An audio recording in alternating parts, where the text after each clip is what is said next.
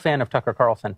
I actually think he has to bring that up. He has to give the disclaimer. The Daily Wire, Ben Shapiro, and Tucker Carlson have been beefing for quite a while, although it's never been a face-to-face thing. They never actually sat down with each other since the beef started, and they mostly just do it on other people's shows. It's kind of like a proxy beef. They always go on other people's shows, they get asked about each other, and they speak negatively about each other and challenge each other's ideas and stuff like that. Tucker Carlson, I mean, the guy doesn't even talk about Ben Shapiro that much, but everything that Tucker Carlson says, Ben Shapiro and the Daily Wire attack it for some reason, normally because it doesn't just go along with the Fox News boomer conservative narratives that, you know, the Daily Wire like to push out there. And that's kind of the reason why Candace Owens was fired as well. But in this video, they're kind of forced to address Tucker Carlson and the interview that he did with Vladimir Putin. A lot of statements that Tucker Carlson has been making as well. And we're going to get into all of that in this clip here from this Daily Wire backstage. Let's check out this clip here of Ben Shapiro and Jeremy Boring and the rest of the Daily Wire addressing Tucker Carlson directly. About that. You can't sit down for 3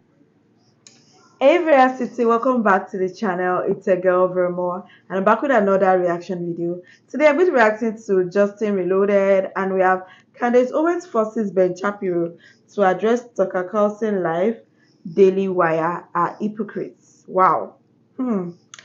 Okay, so this is Candace, Ben Shapiro. Alrighty, let's go on, guys.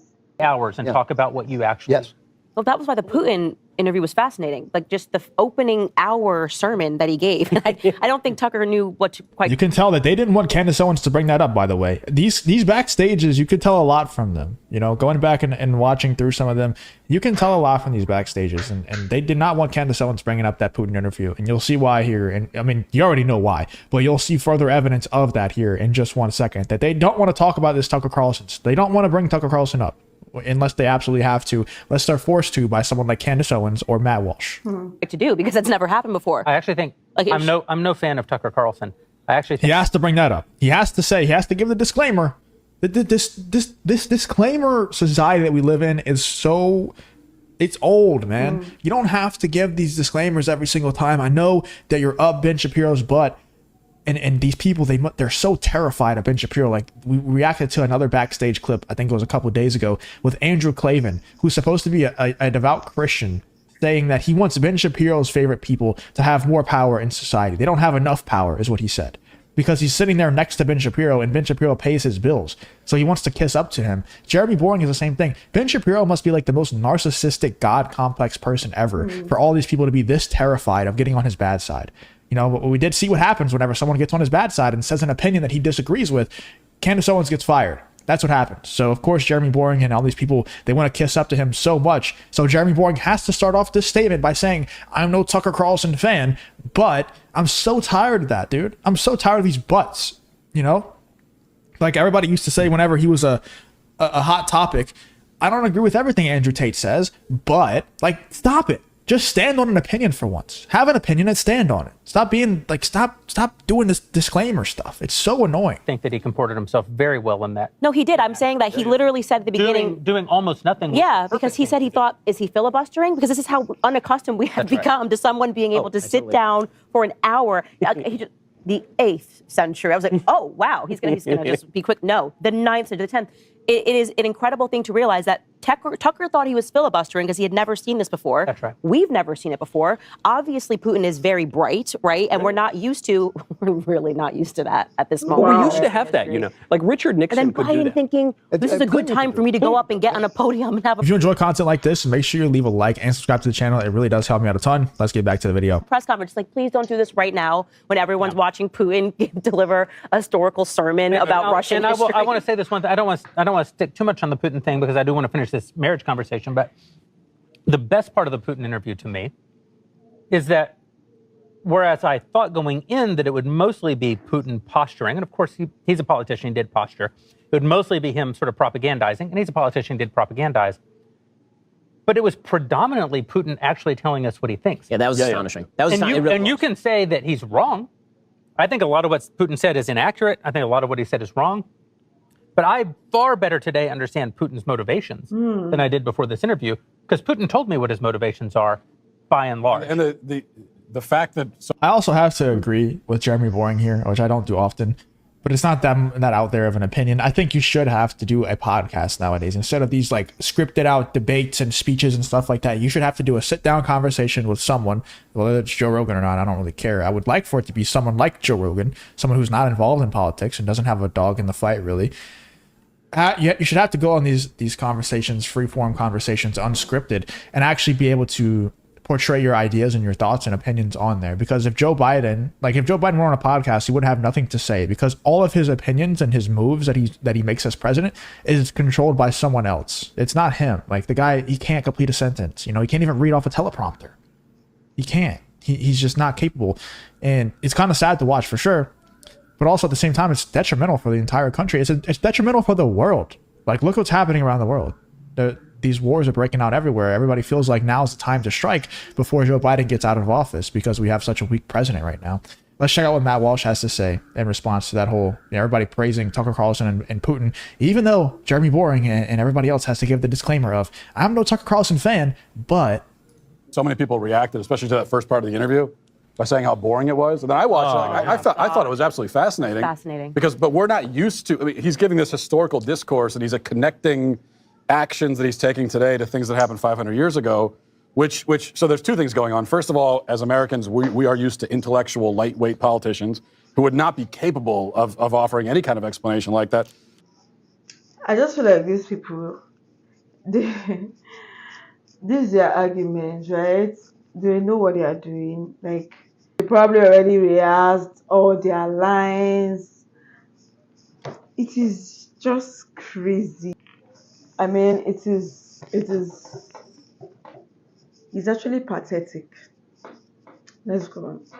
But also, we're so disconnected from our own past and our own ancestry. That's right. That the idea that people are motivated by things that happened 1,000 years ago is so foreign to us. But we don't realize that this, outside of the modern Western world, this is how the entire world works and has worked forever.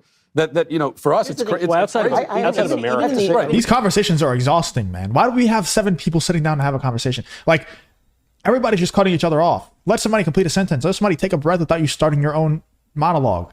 That's why I don't go on live streams with people. Like, people want me to go on these live streams with 10 plus people. And if you ever see me on one of those live streams, I'm literally just looking at my phone or watching YouTube videos or something, because there's no point in trying to get a word in. I'm not playing this dumbass game where I have to cut you off as soon as you take a little breath. And I have to make sure that I do it before everybody else starts to cut you off too. It's dumb. These conversations are miserable. Like, they don't look fun at all.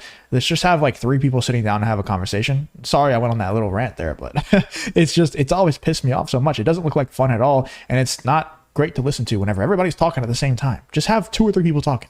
Even in the United States, disagree with this. I mean, even in the United States, it used to be that people used to be able to speak to the constitutional values and the development of those constitutional values at the time. Yes. Right? Not that long ago. Right, not that long ago. If you read the single best speech that's like this, the July 4th speech by Calvin Coolidge on the 150th anniversary of 1776, it's a phenomenal speech, and it really does explain sort of where we are in historical time. And it's pathetic that American presidents are no longer able to do that. That is pathetic. But as far as what Putin actually had to say, listen, I think that his view on history is deeply flawed. I think that he elides significant facts. I think that it's obviously biased in a particular direction, which is why he does what he does. It's funny coming from Ben Shapiro that he thinks Putin's view on things is biased in a particular direction. Coming from someone, and I'm not saying that it's not, it probably is, yeah. But coming from someone who has his boomer conservative narrative and he just panders to those people every single opinion, every single thought that he has. Like, everything, you know? That's just very ironic coming from Ben Shapiro. I think there's 2 sides. There's 3 sides to this, right? There's people like Ben Shapiro and, the neocons, the Daily Wires, Dave Rubin's, people like that, who the boomer conservative narrative is just what they use to pander to people to make money, and then they do something completely different with their actions. And then there's people on the other side. And also, by the way, if you ever try to criticize or question any decision that America has made in the past, they'll shut you down, say you're not patriotic, say you hate your country and things like that. And then there's the other side who questions and criticizes and says America was evil for every single thing that they've done in the past. And then there's a side in the middle that can look at and zoom out unbiasedly and look at things that America has done in the past, recognize the bad things like slavery, and possibly the bombing of Japan in World War II. At least you'll be able to ask the question, if you're a rational thinker and you're not trying to push an agenda, you could ask the question of, should we have dropped those bombs or not? Because even people in the moment, not in retrospect, said that we shouldn't have done that. And look at that unbiasedly as possible, and try to learn from the mistakes and the bad things that we've done, and also learn from the good things as well. Like, for example, something that I think Ben Shapiro would defend, that I would also defend, is the conquering of America itself. People say that America is all stolen land and we should give it back. No, dude, it was won, fair and square. That was how the times were back then. You conquered land, you got conquered, it wasn't stolen. We're not giving it back. And I'm sure Ben Shapiro would also defend that. When it comes to the bombing of Japan, Ben Shapiro would staunchly defend that and say that it was 100% the right thing to do. Whereas someone like me and rational thinkers out there would at least ask the question to themselves, like, did we actually have to do that? Let's look into it and see if we actually had to do that. And you see a lot of people, even in the moment, generals and stuff like that. I think it was, I don't want to say names because then I'm going to get it wrong and people are going to yell at me in the comments. But there's people in the military saying that we do not need to do this. It's not necessary. They're going to surrender regardless. And, someone like Ben Shapiro would say, no, we 100% had to do that. Even though he obviously knows less than people who are in the military at that very point in time, But it's just ironic to me that Ben Shapiro would be saying that Putin, in that Tucker Carlson interview with Putin, showed how biased Putin was and his outlook of history is, whenever Ben Shapiro is kind of like the prime example of that, just in American form.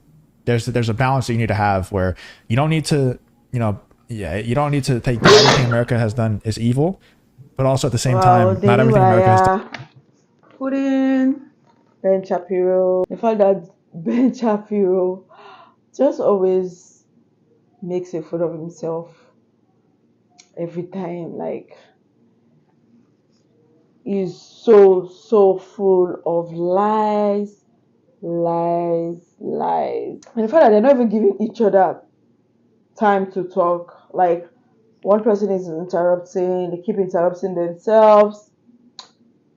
It's just crazy. I'd love to hear your thoughts. What do you guys think about this video? Drop a comment down below. I enjoyed watching this.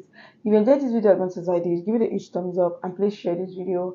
And if you're new to the channel, join VeraCity. Hit the subscribe button below, turn on the post notification bell so you can always be the first person to know whenever a new video drops. And that's, guys, see you in my next video. Bye, guys.